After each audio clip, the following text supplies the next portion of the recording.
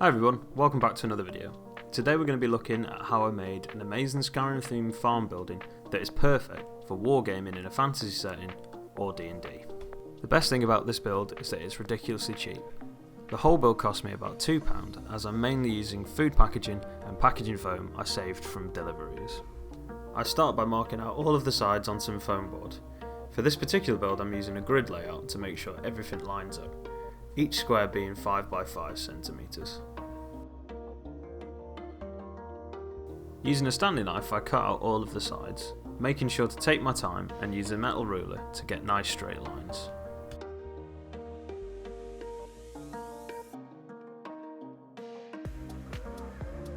With all the pieces cut out, it's on to assembling the frame of the building. I'm using hot glue to do this, as although it's messy, it'll create a strong bond and the mess will all be hidden under later steps.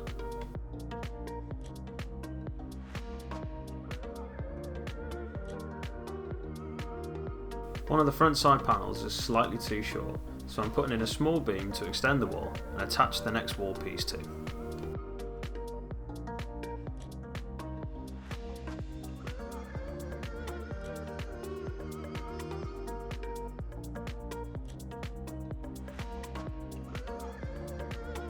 At this point I noticed that the structure is quite wobbly and unstable when handling it, so I'm adding in a support beam to make it a bit sturdier.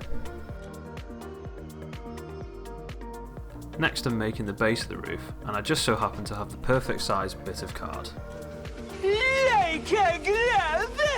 Using the now trimmed to length piece of card as a template, I make the base for the other side of the roof, as well as the remaining roof structure elements. Using the power of magic, I attach the roof to the walls.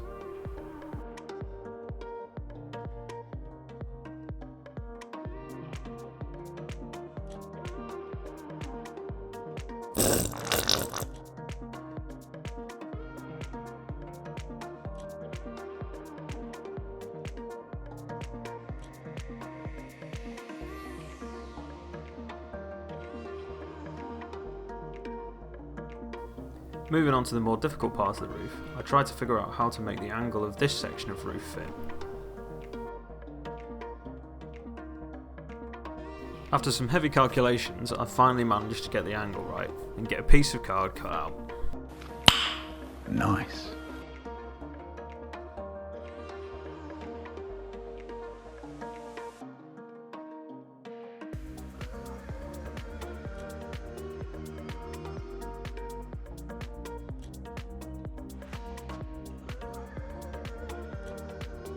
With the roof substructure complete, I'm moving on to providing all of the detailing on the walls. The first step of this is to add wooden planks to make it not look as flat. I start with the section above the door but cut the piece too small. However, this is no problem as we can use later beams to cover the gaps.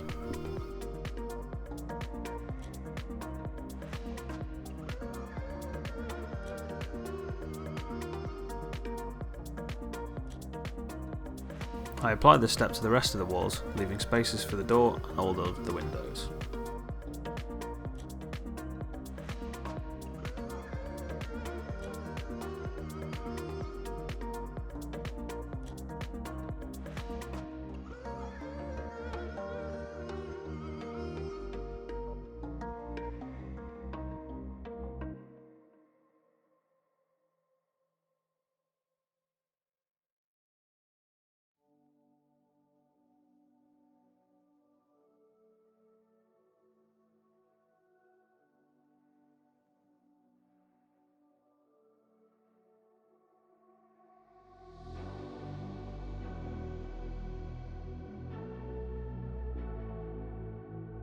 After finishing all of the base planks on the walls, I'm moving on to the roof.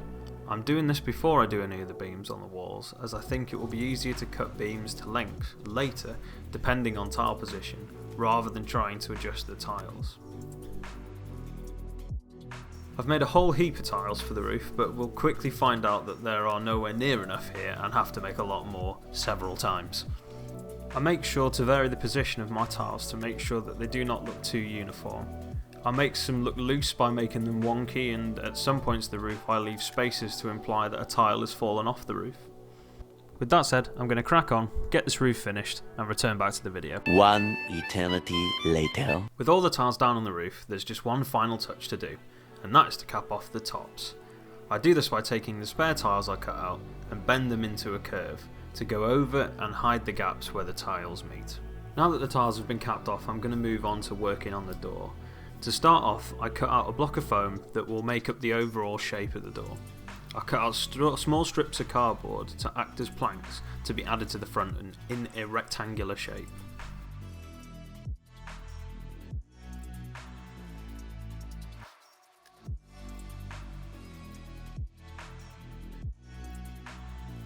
With the first lot of planks added, I now cut out even smaller strips and add these to the space in between the existing planks.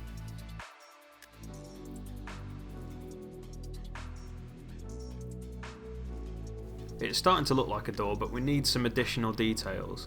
Hinges and a handle should do the trick. I'm making these out of cardboard as at this size it's easy to work with and just the right thickness. I'm going to attach the handle and the hinges using Mod Podge and then attach the door to the building the same way.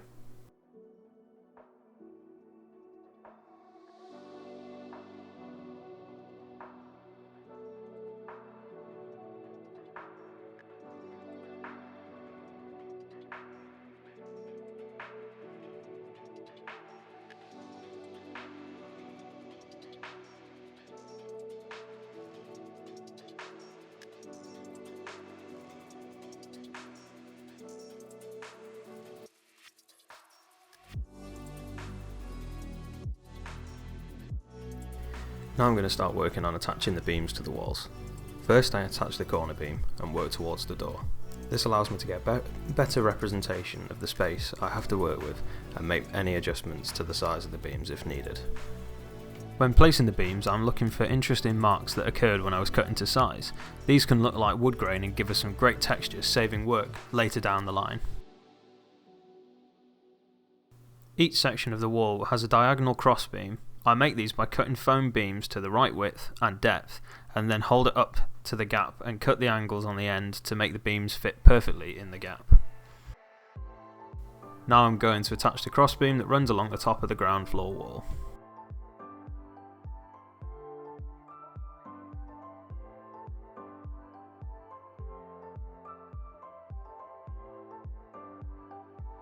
This building is based off a mixture of farm and town buildings in Whiterun, Skyrim. The main bulk of the building is based on the Pelagia farm, while the roof is inspired by the Companions building in Whiterun itself. I say this as there are some details that I've taken from these references, such as the large beams on the sides of the roof. I really love these striking details and they really give the building a Skyrim or Rohan feel. To achieve the crossed over effect on the beams, I notched out a square in each of the beams and then slid them together.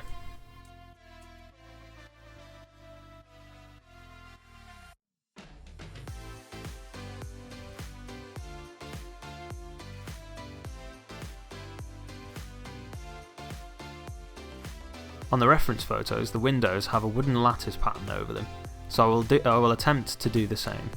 I think this is a really simple way to do windows, so it makes life easy for me. To achieve this effect, I draw out the desired pattern on some cardboard and cut it out with a knife.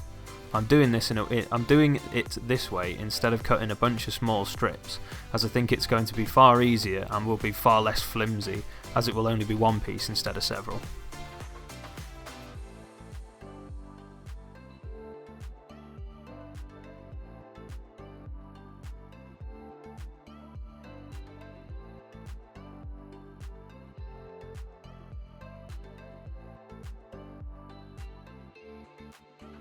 Having already talked about the beams on the walls, I'm just going to quickly go over beams with the windows, as there is a small extra step, which is that we need to add in the beams around the windows itself to box it in.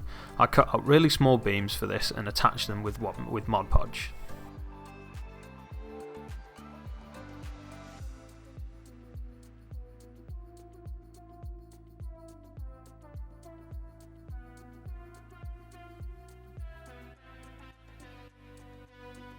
I forgot to put in the beams around the base of the walls earlier, so I'm going to put them in now.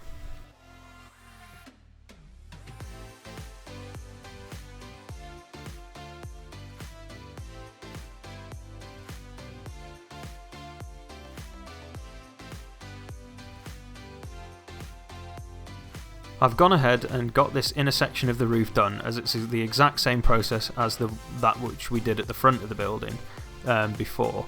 However, there is one major difference, and that is a wooden arch, so I thought I would quickly show you how I did this, as it's super simple. I cut out a beam like I would for any other, but I spend some time bending it into a semicircle shape, slowly, and it starts to retain the bent shape. I then attach it to the side with Mod Podge and weigh it down to keep it from springing up. When I seal this later in, it will become rock solid. I base coat all of the wooden areas with a medium brown. Any brown craft paint should work perfectly for this. I'm aiming to get complete coverage with this, as it will still remain a dominant colour at the end. With the wooden sections base coated, I'm now going to base coat the roof tiles.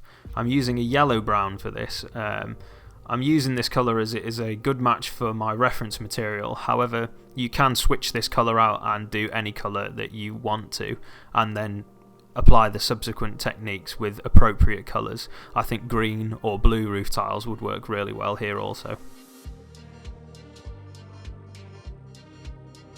Using a black paint, I block out all of the glass elements of the window.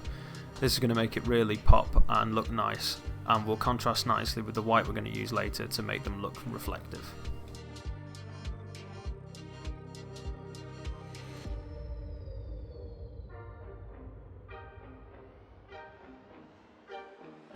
Now to finish off all the woodwork, I'll start to dry brush and overbrush all of the flat wooden panels with a rich warm stone colour. This will then tie in the colour to the yellow roof tiles and the wood and make it feel much more cohesive.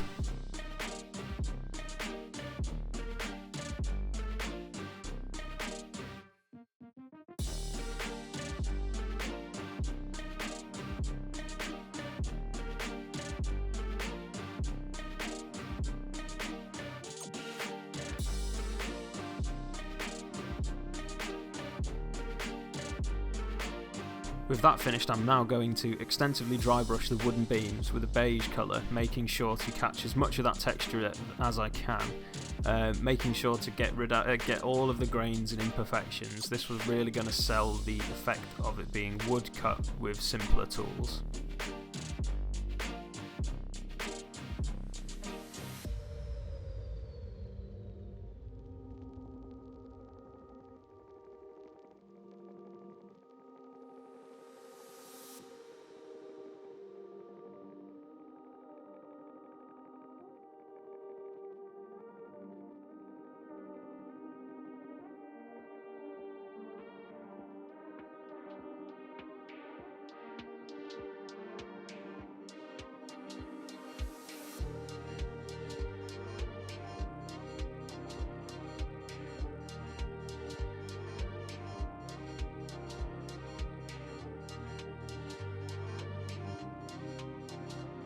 To finish off the wooden beams, I'm going to edge highlight them with a brighter mixture of white and beige. This will keep it in the brown range, but brighten up the edges significantly, giving us really nice definition between the beams, making each one really stand out from the next.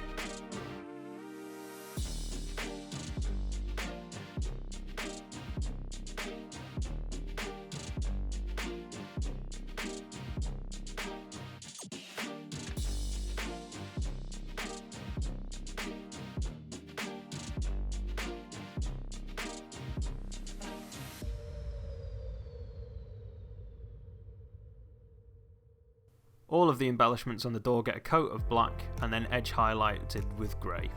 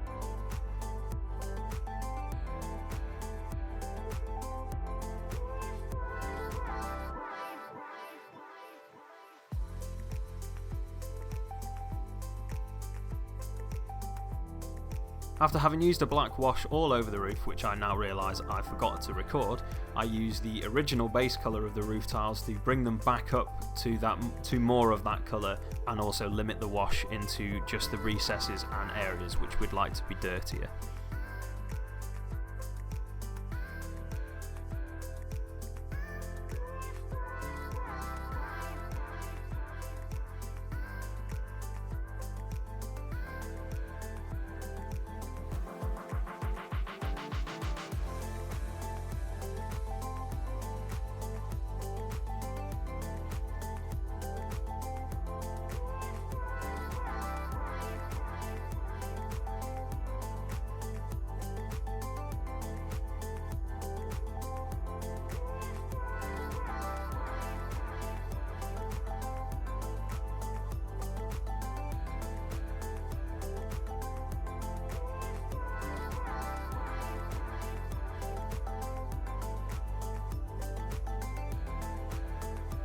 I then use the same white beige colour that I used for the final edge highlights on the wooden beams to tie them together further, and the jump in contrast really helps define each individual tile, making them far nicer to look at and also giving them a slightly more worn appearance.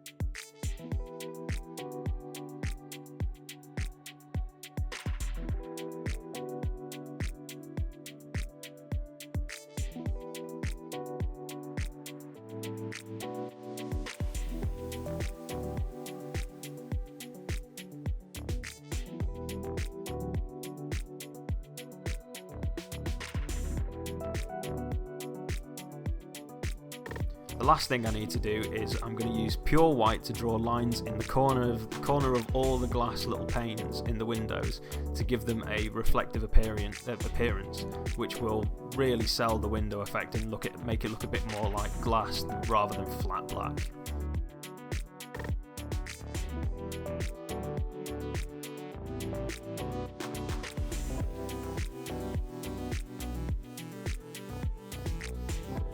And with that step completed, it's now on to the Glamour Shots.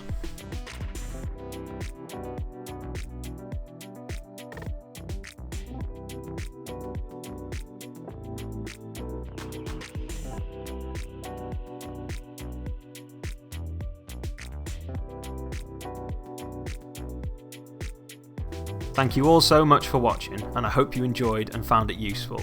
If you enjoyed it, please consider leaving a like, and if you haven't already, then subscribe. Thank you all so much for watching, and catch you in the next video.